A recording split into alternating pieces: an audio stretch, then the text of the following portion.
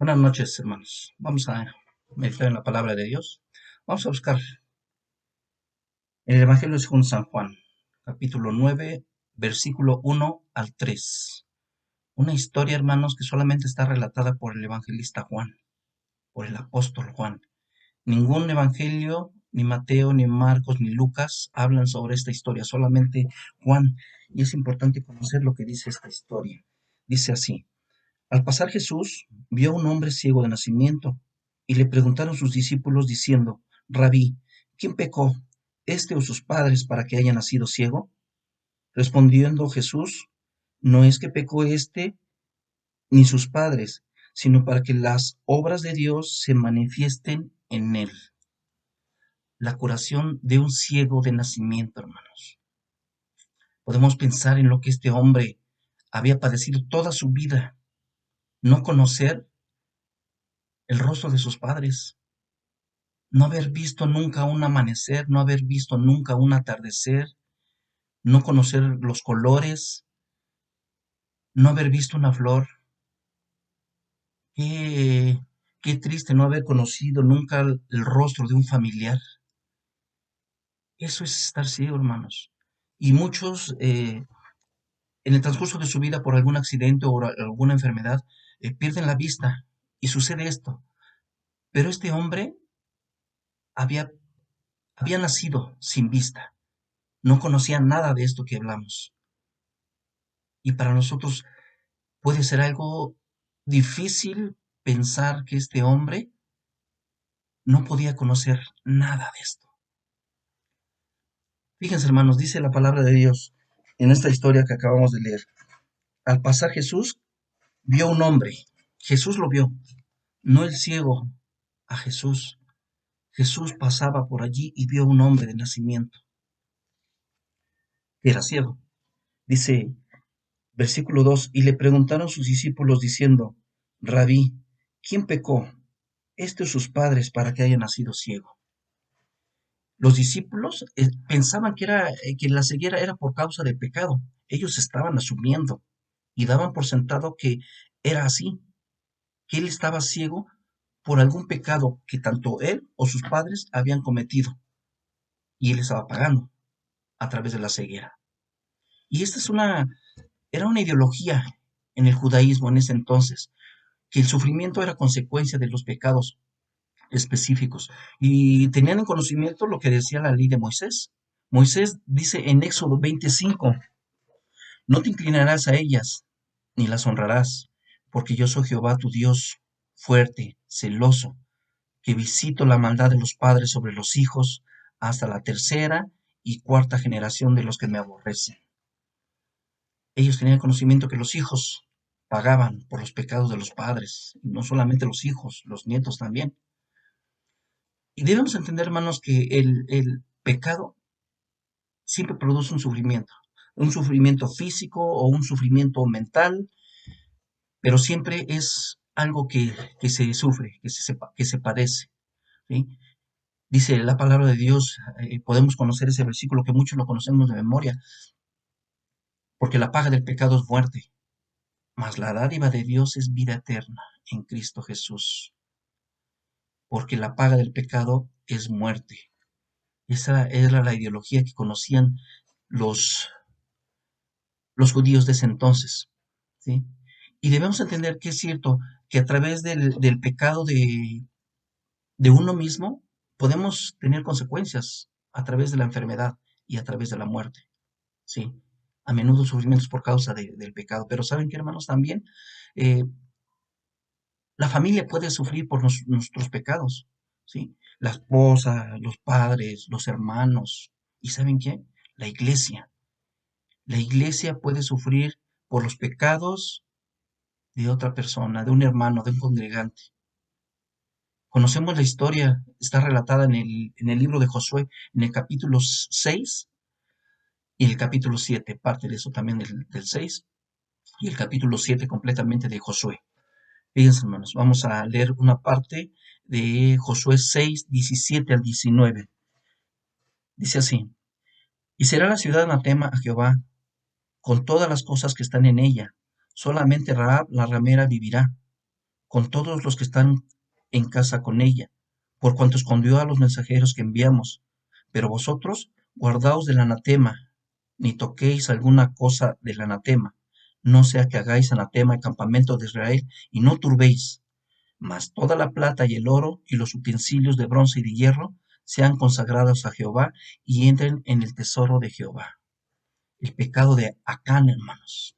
Este hombre había, había saltado los mandamientos de nuestro Dios. Nuestro Señor en este versículo nos dice que les dijo que no tomaran nada de, de esos tesoros que iban a, a, a tomar de este pueblo que habían tomado, de Jericó. ¿Sí? Pero este hombre tomó, dice la palabra de Dios, que tomó 200 ciclos de plata, un manto babilónico y un lingote de oro. Y fíjense lo que dice en Josué 7:1. En esta lectura dice, pero los hijos de Israel cometieron una prevaricación, un pecado, en cuanto al anatema, porque Acán, hijo de Carmi, hijo de Sabdi, hijo de Sera, de la tribu de Judá, tomó del anatema, y la ira de Jehová se encendió contra los hijos de Israel. Es una historia, hermanos, que después que nos cuenta que después de, de- del pecado cometido por este hombre, el Señor se enojó y se enojó en sobremanera. Dice la palabra de Dios y nos cuenta en el libro de Josué 7 que el pueblo de Israel fue a conquistar a una ciudad pequeña. Ya habían conquistado Jericó, pero ahora iban directamente a un pueblo pequeño, a una ciudad pequeña de nombre Ai. Y dice, platicando entre ellos, decían, es un pueblo pequeño, es una ciudad pequeña, solamente vayan 2,000 o 3,000 personas, 2,000 o 3,000 guerreros para conquistar esa tierra. No era necesario que les gastaran, como dice la palabra, a todo el pueblo. Solamente 2,000 o 3,000. Pues nos dice esta historia ahí en el libro 7, que fueron perseguidos, derrotados y perseguidos, y 36 muertos del pueblo de Israel. Llegaron disgustados, enojados y reclamándole al Señor también, diciendo, ¿por qué nos haces ir ahí para hacernos caer delante de nuestros enemigos? Y el Señor les hace ver esta situación acerca de este hombre que estaba padeciendo un pecado delante de Dios y delante de su pueblo también. Todos conocemos el final de esa historia. Estos hombres fueron citados en medio del pueblo, fueron apedreados y fueron quemados. Es un sufrimiento grande que el pueblo sufrió, el pueblo de Israel, a causa de una persona. Terceros sufren por una primera persona, hermanos. El sufrimiento entró por causa del pecado, lo conocemos. Adán y Eva sufrieron y lo sabemos, y que ellos pagaron las consecuencias a causa de su pecado. Fueron exiliados de ahí, de esa tierra, del huerto del Edén. Es cierto, se sufre por el pecado y las segundas o terceras personas sufren por causa del pecador. Pero fíjense, hermanos, el sufrimiento no es siempre por causa del pecado de una persona. Lo podemos ver en 3 citas bíblicas. Les voy a dar lectura. Lucas 13:1. Vamos a leerla en una versión que es traducción en lenguaje actual. Dice así la palabra. Por aquel tiempo, algunos le dijeron a Jesús que Pilato, el gobernador romano, había mandado matar a varios hombres en la región de Galilea. Esto les había sucedido mientras ellos estaban en el templo ofreciendo sacrificios a Dios. Jesús les dijo, ¿creen ustedes que esos hombres murieron porque eran más malos que los demás habitantes de Galilea? De ninguna manera. Y si ustedes no cambian su manera de vivir ni obedecen a Dios, de seguro morirán. Acuérdense, acuérdense de los 18 que murieron cuando se les vino encima la torre que se derrumbó en Siloé. ¿Creen ustedes que esto le pasó porque eran más malos que los demás habitantes de Jerusalén? De ninguna manera. Y si ustedes no cambian su manera de vivir, ni obedecen a Dios, también morirán. Y nuestro Señor Jesucristo le estaba diciendo que no era porque fueran más malos, porque eran más pecadores, ni las personas que estaban ahí ofreciendo sus sacrificios fueron asesinados por Pilato, por el hecho de estar ofreciendo su ofrenda con pecado. No, Segunda de Corintios 12:7 dice, y para que la grandeza de las revelaciones no me exaltase desmedidamente, me fue dado un aguijón en mi carne, un mensajero de Satanás que me abofeté para que no me enaltezca sobremanera. La enfermedad que tenía el apóstol Pablo era para aplacar su soberbia. Él sabía que en un momento dado, por la importancia de su persona, era conocido, y por el mismo ministerio, él podía ensoberbecerse.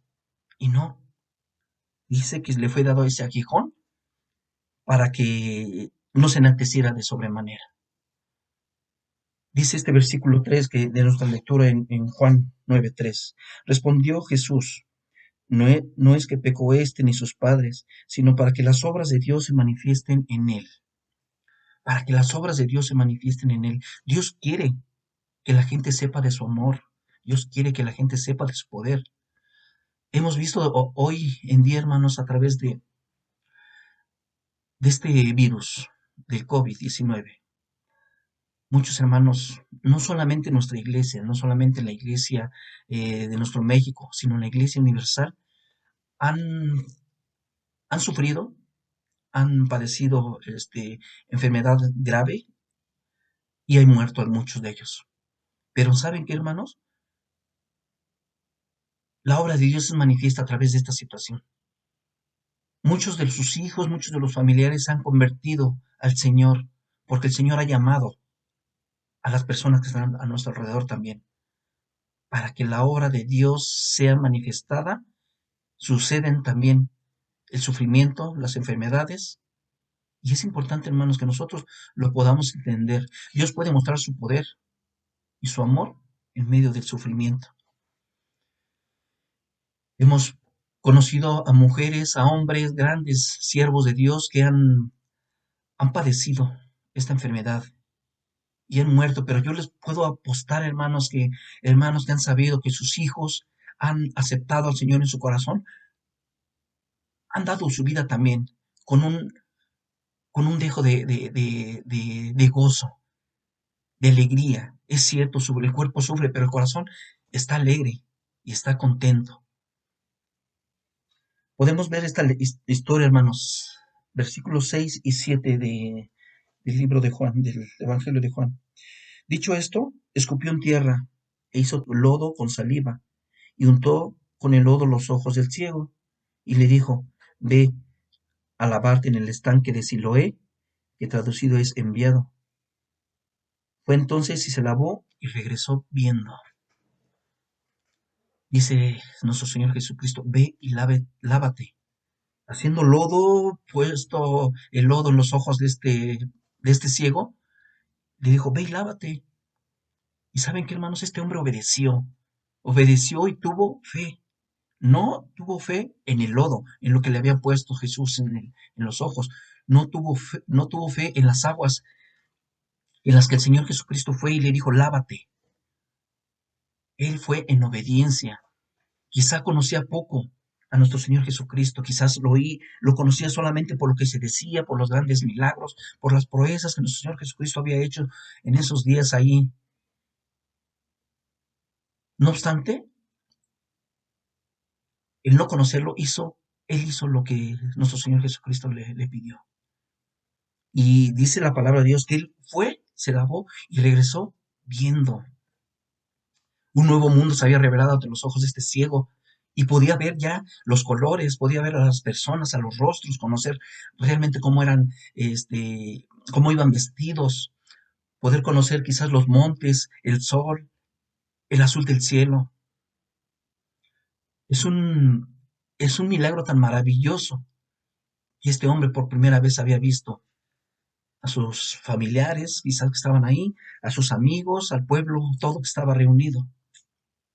Y fíjense, hermanos, muchas veces sucede así con el pueblo de Dios. Nosotros, los que hemos recibido al Señor Jesucristo, cuando aceptamos al Señor Jesucristo en nuestro corazón, es un cambio total en nuestras vidas.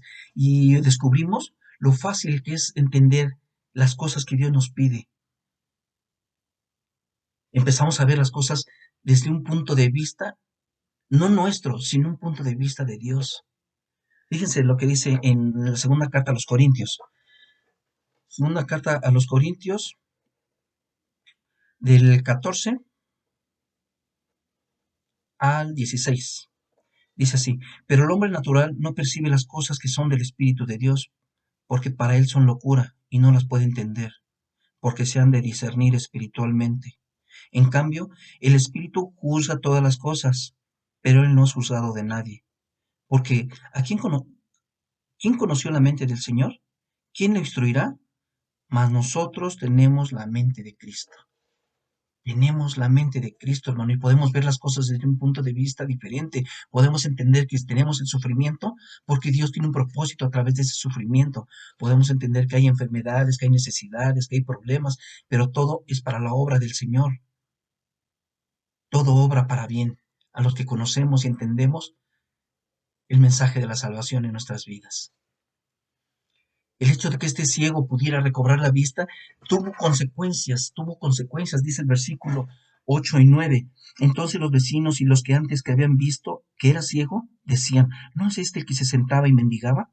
Unos decían, él es, y otros, a él se parece. Él decía, yo soy.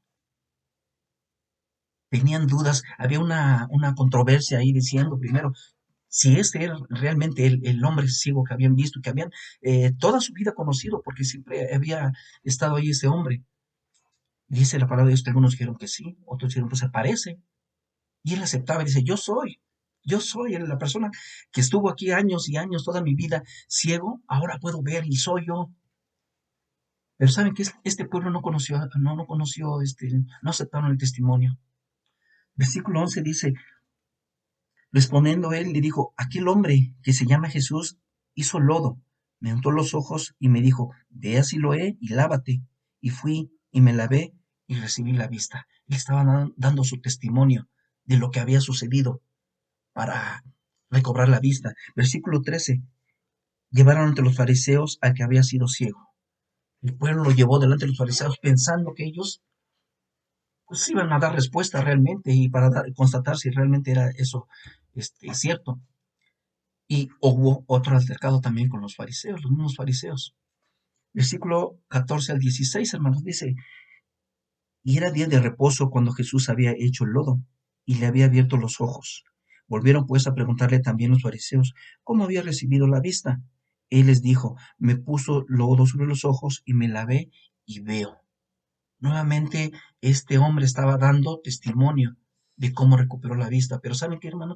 Estos fariseos estaban tan cegados en su legalismo que no pensaban realmente o no habían visto el milagro tan grande que Jesús había hecho. Ellos estaban enfocando que Jesús había alterado el orden y ya en un día en que no se podía hacer nada, ellos lo estaban juzgando, lo estaban criticando y estaban enojados. Ellos no estaban gozosos como el ciego que había recobrado la vista, no, ellos tenían enojo porque había Jesús sanado en sábado.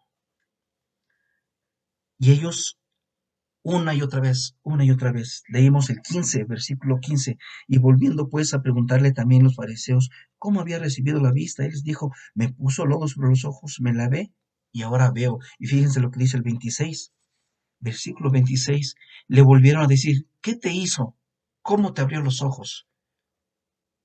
Este hombre había recuperado la vista, pero ellos tenían una ceguera espiritual que les impedía ver realmente la maravillosa obra de Dios manifestada en este hombre a través de su ceguera. Menospreciaron a Jesús, hermanos. Versículo 16. Entonces algunos de los fariseos decían, este hombre no procede de Dios, porque no guarda el día de reposo. Otros decían, ¿cómo puede un hombre pecador hacer estas señales? Y había disensión entre ellos. No querían reconocer la divinidad de nuestro Señor Jesucristo.